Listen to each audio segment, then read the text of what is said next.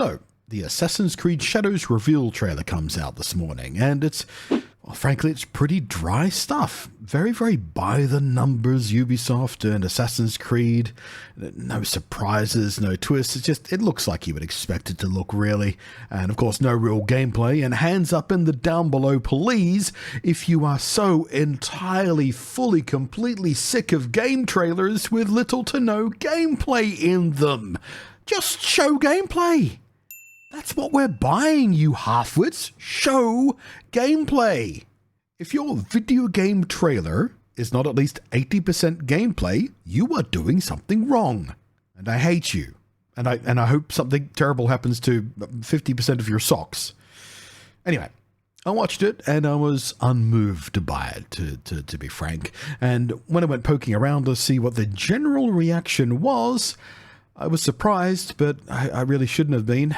Oh, it's so exhausting, you guys. It's so exhausting. I watched something like this and I went, it's kind of middling. I bet people are saying it's kind of mid, you know? And then I go looking and immediately, and I mean immediately, I found a flood of the loud idiots bleating on about there being a black guy and a woman. Let me tell you this much. I do actually agree, to some extent, with some of the points these people are trying to make while screeching about all this. There is something of a leg to stand on with some of the complaints that are being made about this. It is indeed a very unusual choice to make a game set in Japan, feudal Japan no less, a time when the Japanese people were particularly aggressive and culturally xenophobic. And when I say xenophobic, I really mean it. Racial discrimination in Japan was habitual and deeply ingrained in the culture in this era of Japanese imperialism and the shogunate and feudalism. This is not an opinion, this is historical fact. Even right down to them being aggressive against other Asian nations, like their neighbors and stuff. I'm not just talking about, down to the more obvious race line stuff, like, being cranky at white blokes running around doing their own colonialism thing, or the Portuguese, or the Spanish, whatever.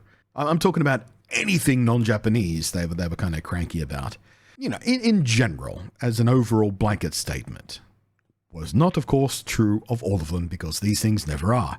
But the black dude in this game, he is actually based on a real historical figure. His name was Yasuke. There's been lots of fictionalized stories about him, actually. Even some anime. I think a few years ago, Netflix published an anime about Yasuke. Fictionalized, of course. Which reminds me, I do need to get around to actually watching that, because apparently it's pretty decent. But, the real bloke, the real Yasuke, lived in Japan in the late 1500s, the 16th century. The local leaders treated him as something of a novelty at first, thinking he was all painted up. They thought, he's painted his skin black, and they ordered him to wash it off. And when he couldn't wash it off, they went, oh, that's weird. They'd never seen a dude like him before. I've seen modern video of a similar thing happening to white dudes going into sort of some places with tribes of people who've never seen a white man before, and all these kids are rushing up trying to wipe away and wash away the white paint on his skin, not realizing that that's just his skin. Anyway, the story goes on, and he started out as a novelty, but he did eventually actually earn some respect and eventually joined the military ranks of the local leadership, and that did include the rank of samurai. Yasuke was legitimately, as far as history knows at least, the very first black samurai. And there's a couple of really interesting parts of his story and what happened to his boss and all that sort of stuff. And I'm not going to recount his entire history here. I'll try and find a link or something to put in the down below for you of a little recap of his basic history. But I do encourage you, if you're curious, to look into it, because it is rather fascinating. But coming back to the game, of course, Assassin's Creed, as much as Ubisoft likes to use historically based framing in their recent Assassin's Creed games and gloat loudly about the historical accuracy and detail of it all, they're not documentaries. They're not documentaries. And by nature of being a video game set in a universe of warring secret societies throughout history using mind-reading DNA time travel MacGuffinery, fighting over alien artifacts or some such garbage. It's been a while since I've dived into the lore of Assassin's Creed, but it gets pretty stupid pretty quickly. So anyone who takes this seriously as a historical document or gets mad about things being historically wrong might need quite a lot of professional help. But a black samurai is not historically wrong. That's not one of the problems here. Because fact is, a black samurai is a thing that can be historically backed up. There's evidence this dude existed. And while he may have been the first black samurai, in fact, there were several hundred African people living in Japan by the late 1500s, the time of Yasuke's life there.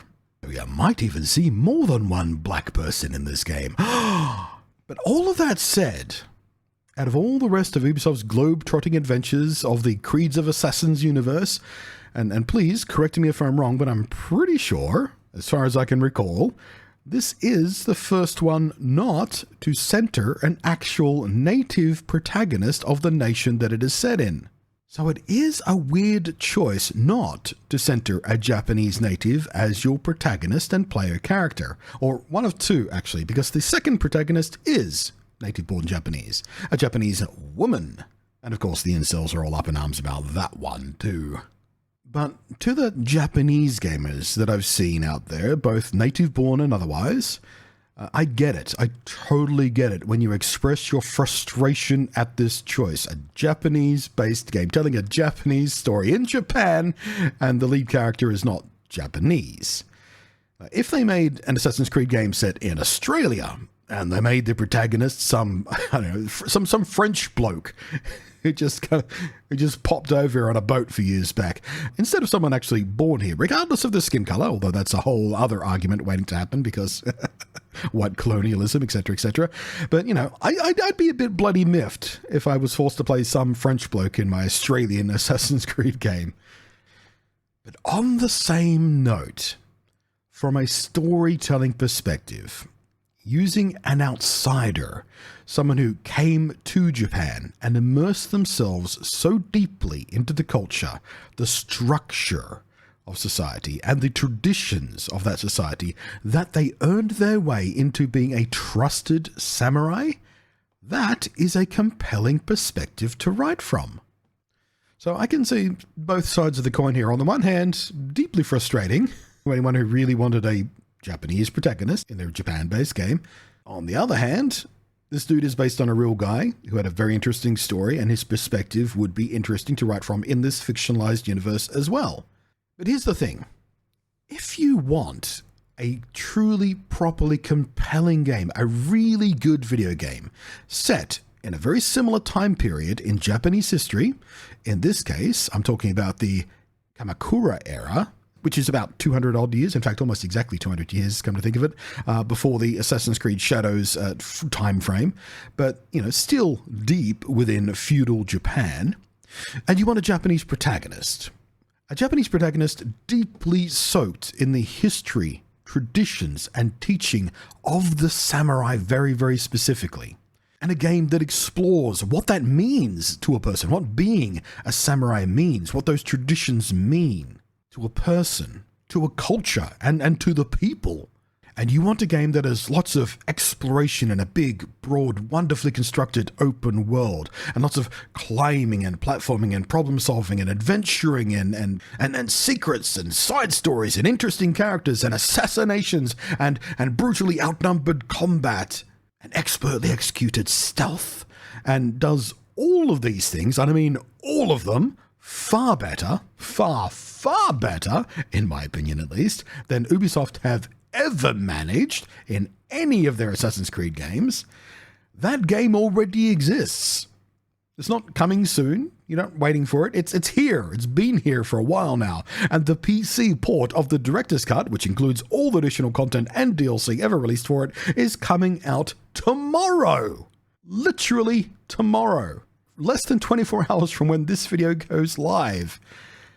Or you could play it on PlayStation right now, where it's been out for a few years now. It's called Ghost of Tsushima.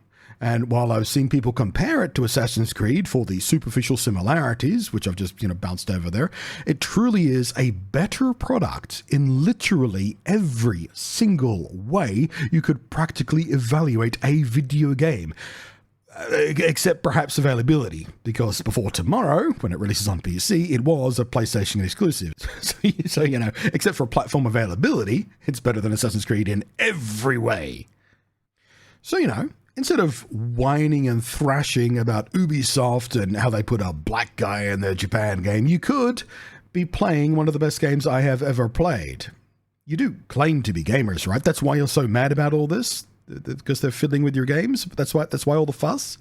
It's not because you're racist, of course. It's because you deeply care about the historical accuracy of an Assassin's Creed game. Wouldn't you rather be playing a superb game than spend your time whining about one you yourselves already seem to claim you won't be playing because there's a black dude in Japan? Because yikes, man. Yikes. Get your priorities right.